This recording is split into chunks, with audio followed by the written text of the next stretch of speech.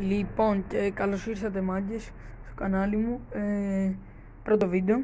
Λοιπόν, το πρώτο βίντεο θα έχει σχέση να κάνει με δυναμητάκια. Θα σας δείξω τη συλλογή μου για το 2021.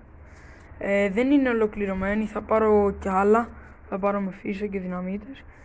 Πάμε να σας δείξω που έχω πάρει αυτά. Τα πήρα από ένα μαγαζί από την Αγιά, από μια αποθήκη βασικά.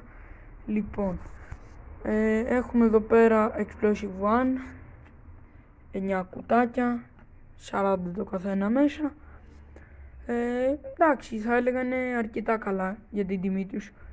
Και είναι μικρά, αλλά δεν είναι το θόρυβο, θα έλεγα. Φιτιλάκι εδώ πέρα.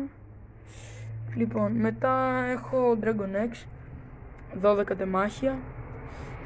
Σκάνε πολλές φορές, κάνει του. Φιτιλάκι έχουν και αυτά. Καλά θα έλεγα. Μετά έχω πάρει ρουκετάκια. Εγώ έχω φτιάξει μόνος βάση μου, τα τοποθετήσω εδώ πέρα. Ανάβεις το φιτιλάκι από εδώ πέρα και πετάγονται ψηλά. Σφυρίζουν και μετά σκάνε. Πολύ καλά θα έλεγα.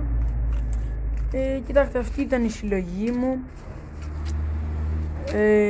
Πώς το λένε, δεν είναι ολοκληρωμένη. Αυτό είναι το part 1, θα έχω και part 2 λογικά. Αυτό και γεια σας.